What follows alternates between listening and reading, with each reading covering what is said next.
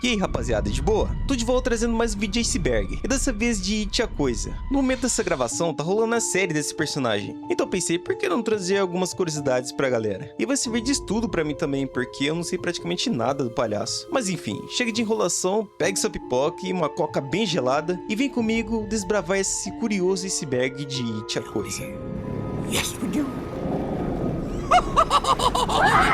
Eu sei, é difícil de acreditar, mas sim. Stephen King teve como inspiração um conto de fadas infantil chamado Os Três Cabritos Rudes, que fala sobre três animais que precisam cruzar uma ponte para encontrar comida. Mas debaixo da ponte existe um troll que ameaça devorar os cabritos. King, por outro lado, imaginou o que ele faria se o monstro debaixo de uma ponte ameaçasse devorá-lo. E imediatamente sentiu vontade de escrever um romance baseando-se nessa ideia. Então a ponte se transformou na cidade de Derry e o monstro viveria nos esgotos da cidade. E em vez de um troll, a criatura agora era um palhaço demoníaco que realmente devorava suas vítimas. Derry é uma cidade fictícia no estado americano do Maine, mas King revelou que ela é apenas uma versão mais assombrada de Bangor, localizada no mesmo estado. E Bangor é a cidade onde o próprio escritor vive desde 1979. Derry também é cenário de outros livros de King, por exemplo, Insônia e 11/22/63. Ele também tem algumas cidades fictícias registradas por onde as obras se passam, como Castle Rock, cenário de A Zona Morta e Doutor Sono, e Jerusalem's Lost, que é citado em O Iluminado e O Cemitério.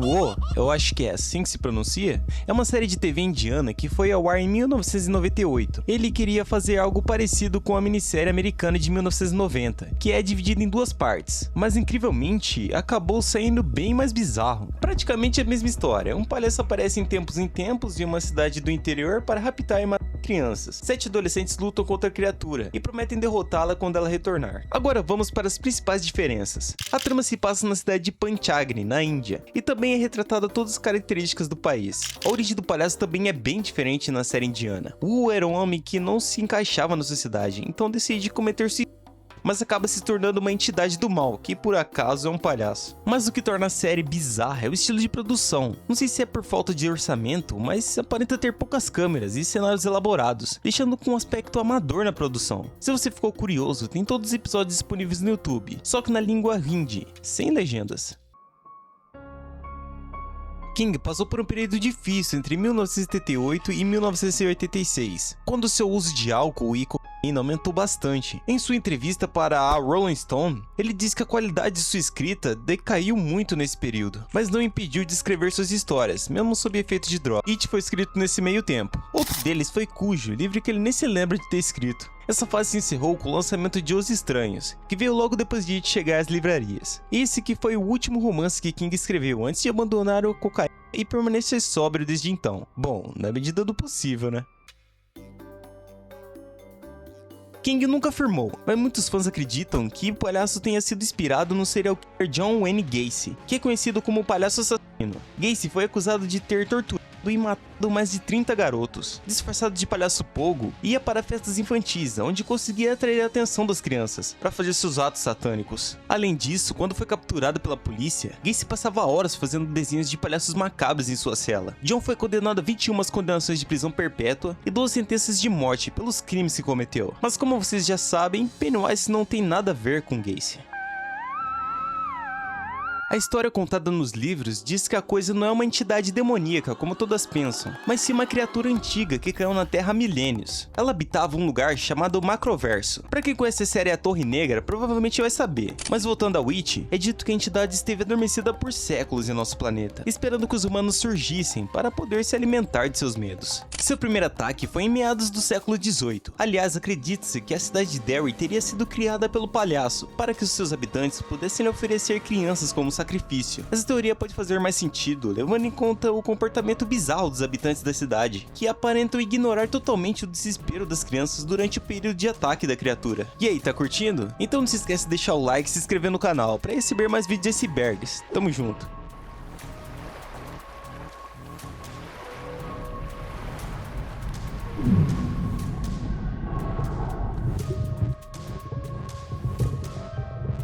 afinal, por que a coisa prefere assustar suas vítimas ao invés de devorá-las de uma vez? Essa resposta foi dada pelo próprio palhaço. De acordo com ele, as crianças ficam mais saborosas quando estão com medo. Então, quando ele tortura suas vítimas psicologicamente, ele está na realidade dando aquele temperinho a mais em sua presa. É bizarro.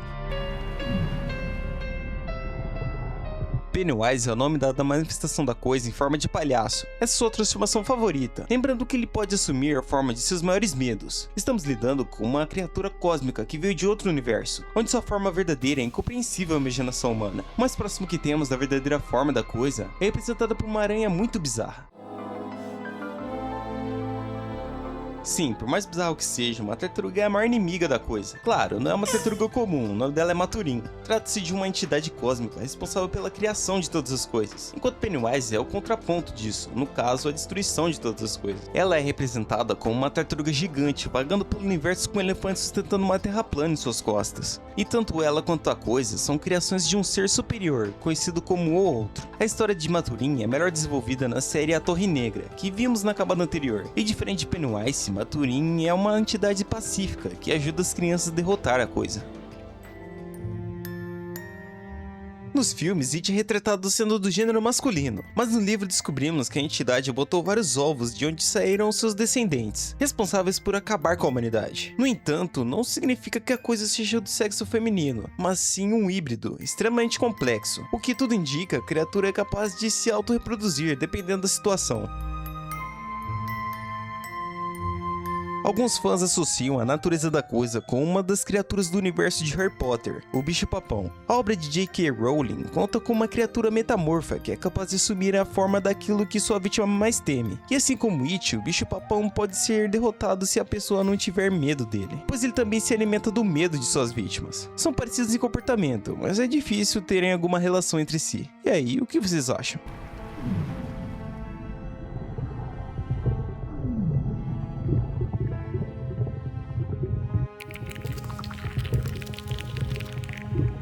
Como vimos anteriormente, consideramos a forma verdadeira da coisa a aranha gigante, mas a forma que muitos fãs acreditam ser a forma definitiva do palhaço são 3 orbes brilhantes que deixam as vítimas em transe, quase similar à própria morte, embora o corpo ainda possa agir. Por conta disso, esse ser assume um corpo físico para poder se alimentar. Podemos ver um vislumbre dessas esferas no filme de 2017, quando It hipnotiza Beverly usando essa forma.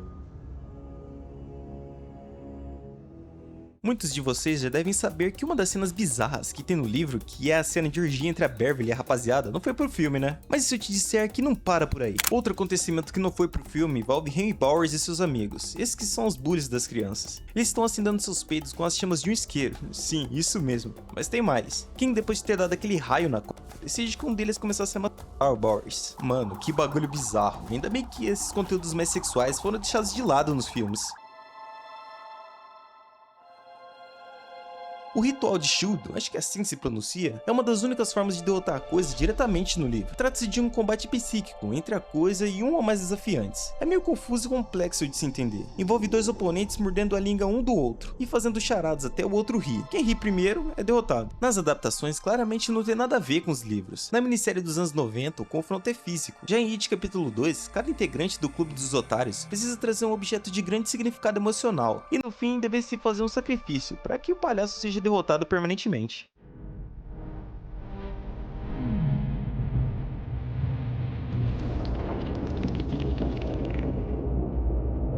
Se trata do principal antagonista do romance Dreamcatcher de Stephen King, publicado em 2001, e também ganhou uma adaptação cinematográfica em 2003. Ray é comandante da espécie Beerus, e é considerado um gênio do mal astuto e travesso, que planeja infectar o mundo inteiro com uma doença alienígena através do abastecimento de água da cidade. No livro, Sir Grey tem um ódio da humanidade, pois eles exterminaram sua raça, sobrando somente ele, então ele busca vingança. Já no filme, essa motivação jamais é mencionada, ou sequer referida. Ray é tratado como um sádico que deseja dominação mundial, como 90% dos filmes de invasão alienígena. Ah, e essa história se passa em Derry, a mesma cidade do palhaço. Nossa, imagina um crossover entre esses 2 seres, ia ser muito louco.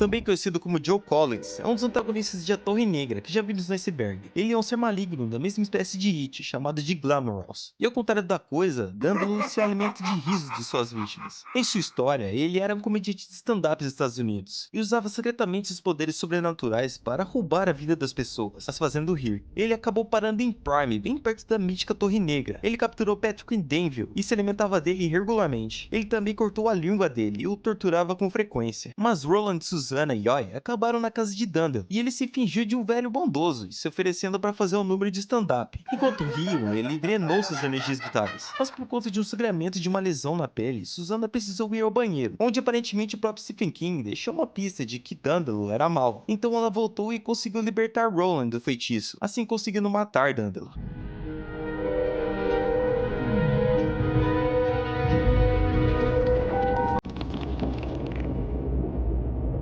Gunn é o principal criador do multiverso de Stephen King. Ele é o ser mais poderoso, representando a criação, a onipotência e a ordem cósmica. Ele é o criador da Torre Negra, que é o principal pilar que sustenta todas as realidades. Gunn existe desde antes dos tempos, surgindo do vazio primordial, conhecido como Prime, trazendo estrutura ao caos. Gunn é basicamente um reflexo de Stephen King, criando universos interconectados. Mesmo sem agir diretamente, ele influencia os eventos para proteger a integridade da torre e evitar que a realidade se desfaça. E é isso, rapaziada. Obrigado por ter chegado até o final. Esse Iceberg de total autoria minha, espero que tenham gostado. Claro, ainda tem muito pra explorar desse universo. Se quiserem uma parte 2, comenta aí, que eu vou estar trazendo futuramente. E não saiam ainda, tenho mais 2 Icebergs pra vocês. E eu vou ficando por aqui, até o próximo vídeo.